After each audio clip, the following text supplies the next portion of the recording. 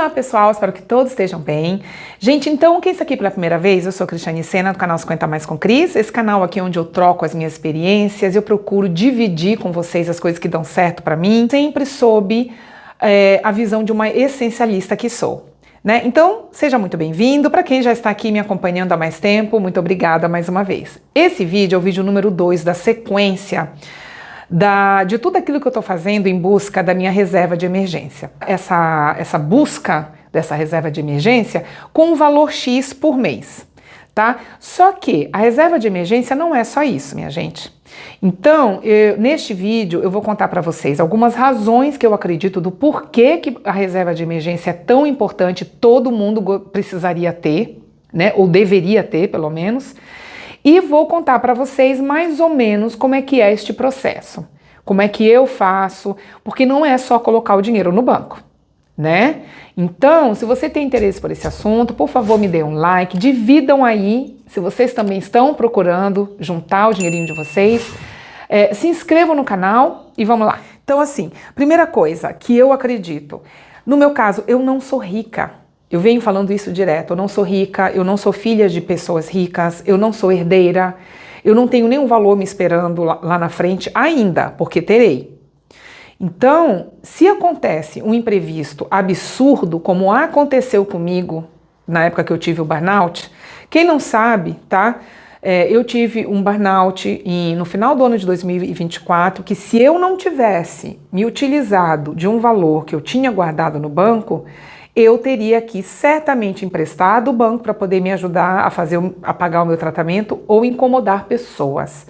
E isso para mim, gente, eu não acho legal. Não é o que eu quero, né? Então, eu também não estava esperando, obviamente que eu não estava esperando ter esse burnout. Houveram vários aprendizados, né? Uma delas é que eu tive o burnout porque eu não atentei, não ouvi o meu corpo, trabalhava que nem uma louca, e hoje eu já sei que a vida não é assim.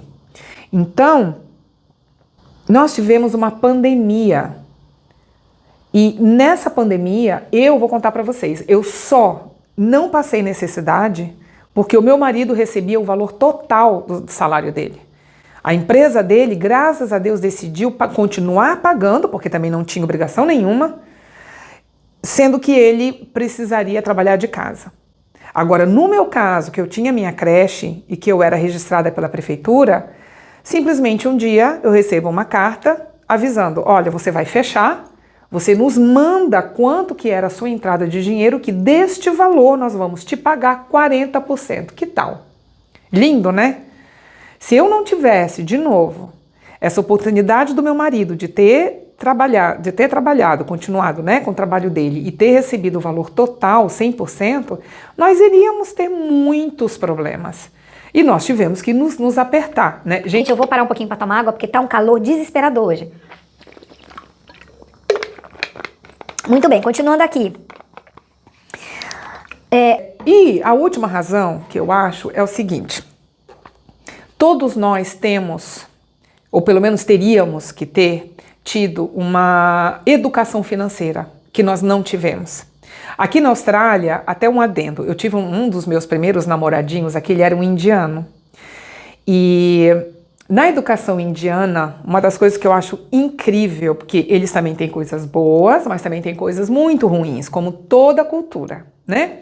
Mas o que eu aprendi com ele foi que ele, desde pequeno, ele era orientado. Se não era na escola, era na família. Porque para eles, as crianças têm que saber valorizar o valor do dinheiro. Têm que saber entender que a vida não é fácil lá fora. E aí eu comecei a entender e querer, através dele, ter este hábito de fazer o meu dinheiro trabalhar. Eu já comecei com ele bem antes do minimalismo. Na época, porque eu comecei o minimalismo justamente na pandemia, minha gente. Essa pandemia ela veio para trazer o melhor estilo de vida que eu poderia, eu não estaria mais feliz comigo mesma, como eu estou utilizando e agindo e entendendo e pesquisando sobre esse estilo de vida, que é o estilo de vida essencialista ou minimalista.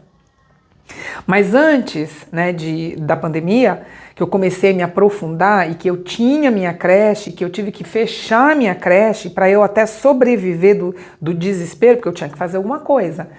Eu já contei essa história no meu canal. E aí eu comecei a estudar sobre o minimalismo.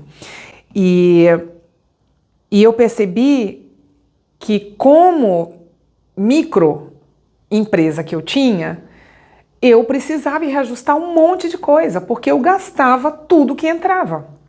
Então, investir e querer que o meu dinheiro trabalhe por mim, isso é algo que todos deveriam querer, minha gente. Todos nós deveríamos querer. Olha, tem um livro que eu vou recomendar de novo, eu já tinha recomendado no outro vídeo, que é o do Morgan Housel, que é A Arte de Gastar Dinheiro. Esse livro, o Morgan, ele fala uma coisa que eu acho incrível, que eu sempre acreditei para mim quando eu descobri o poder do dinheiro. O dinheiro, ele não existe para nos dar ostentação, porque não é a ostentação que vai nos dar felicidade, né? A gente já sabe disso, todo mundo já sabe disso. O dinheiro, ele existe para resolver os seus problemas na vida, né? Então, resolver uma frustração, resolver um problema de saúde, que você precisa ter um dinheiro ali. Então, é para isso que o dinheiro existe, é para nos servir as horas que a gente precisa. Claro, conforto não tem nada a ver com luxo. Então, se você usa o seu dinheiro para te dar conforto, ótimo, continue assim. Agora, a gente tem que se perceber, né? Quando o conforto já começa a beirar a ostentação. Porque ostentar é jogar dinheiro fora, minha gente. Então, assim, primeiro a gente tem que ir atrás da estabilidade. E o Morgan fala isso. As pessoas, elas querem ostentação, elas não procuram estabilidade. E é essa a diferença de uma pessoa que tem uma mentalidade rica, que tem uma mentalidade para prosperar. Eu não quero, neste momento, ostentar. Eu quero estabilidade para o meu futuro. E uma das coisas que mais, assim, nos preocupa, pessoas de 50 anos ou acima de 50 anos, é a nossa velhice. Como é que vai ser? Se a gente não tiver um dinheiro, se a gente não tiver uma estrutura para nos manter, como vai ser? Porque vai chegar uma hora que a gente não vai conseguir trabalhar mais, por mais que a gente queira. Tem uma que eu não falei, mas que eu quero falar. A reserva de emergência, ela é um recurso para você que quer mudar de emprego. Sabe você aí, que vive reclamando do seu emprego, porque o seu emprego é uma bosta, porque você é maltratada, porque você tem que trabalhar 150 horas por dia. Você que só reclama do seu emprego, bote um planejamento na sua vida. Já que está tão ruim, deixa eu ficar neste emprego, suportar até a hora que eu juntar minha reserva de emergência. A hora que eu tiver minha reserva de emergência, que eu sei que eu vou poder sobreviver, sei lá, 6 meses, simplesmente dê tchau e procure outra coisa. Eu te garanto que você não vai gastar 6 meses procurando emprego. Você não vai precisar usar toda a sua reserva de emergência. Agora eu vou explicar para vocês o que eu entendo sobre a reserva de emergência. Para quem assistiu o vídeo 1, eu vou voltar com alguns valores. O meu valor da minha reserva de emergência para 6 meses de tranquilidade é de $16.800, que poderia ser R$16.800, tá bom? Só que hoje eu falo no vídeo 1 que eu só tenho $320 por mês, que são os 10% da minha entrada, do meu salário. Ora, se eu só tenho $320 por mês, quanto tempo vai durar para eu juntar esses 16.800? Eu fiz as contas aqui, quase 5 anos.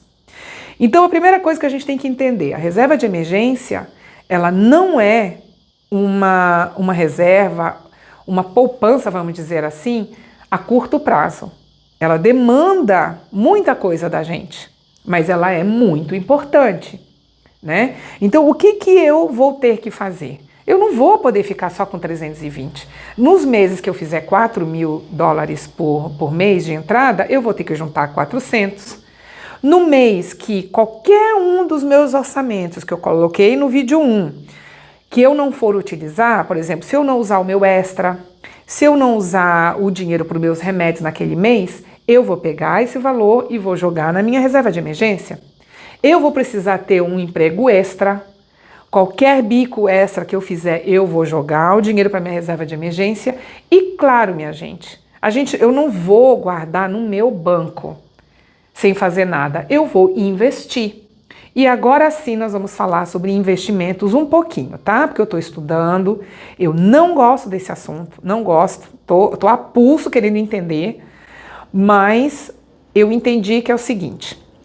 Primeira coisa que a gente tem que aprender com investimento é entender algumas questões e algumas palavras. Por exemplo, eu não sabia o que era investimento com liquidez. Hoje eu já sei que quando a gente fala de investimento com liquidez, é aquele investimento que a gente pode tirar o dinheiro a qualquer momento que a gente precisar. Ou seja, é o caso do investimento da reserva de emergência, porque o próprio nome diz, você vai utilizar para uma emergência. Então, não dá para você jogar esse dinheiro no investimento que não tem liquidez, que você tem que ter um tempo para poder resgatar esse dinheiro, né? Como existem vários investimentos por aí. Eu não sei ainda o que eu vou fazer com a minha. Aqui na Austrália, como é um país que não tem muita inflação, então esses investimentos eles corrigem muito pouquinho, é coisa assim de 0,5 por ano o investimento. Eu estou procurando ainda, se alguém souber, que mora aqui na Austrália, se souber de algum investimento que possa, né, me orientar, por favor, escrevam aí para mim. Mas no Brasil, eu diria Tesouro Selic ou CBD, tá? Esses dois são potenciais para uma reserva de emergência. Por quê? Porque são dois investimentos que têm a liquidez, ou seja, você pode tirar o tempo que você quiser. Existe aí um CDB que tem um prazo específico, existem vários tipos de CBD e existem também aqueles investimentos que cobram o IOF, que é o Imposto por Operações de Finanças. Então, a gente tem que procurar estudar para colocar no investimento que a gente não precise pagar o IOF, ou que se pague o mínimo possível de IOF.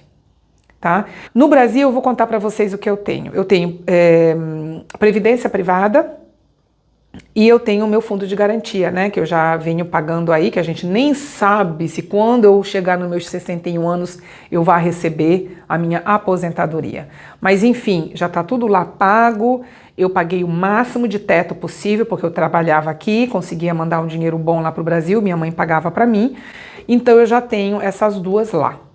Agora, com a minha reserva de emergência, eu não sei ainda como que eu vou fazer. Mas certamente eu não vou deixar no banco ou não vou pegar esse dinheiro e colocar embaixo do meu colchão, porque não faz sentido isso. Investimento, minha gente, é uma coisa que a gente tem que ir atrás, nós temos que aprender, porque não existe nada melhor do que ter este dinheiro para uma emergência, para um imprevisto horroroso que a gente não estava esperando. Qualquer profissional sobre finanças sabe que para nós prosperarmos na vida, a primeira coisa que nós temos que ter garantido na nossa vida é a nossa reserva de emergência. Então, eu acho que é essa mentalidade que a gente precisa ter, tá bom? Se você faz diferente, se você também já está no caminho da sua reserva de emergência, me escreva aí, divida comigo e a gente se vê então no próximo vídeo, tá bom? Um beijo! E até lá. Tchau, pessoal!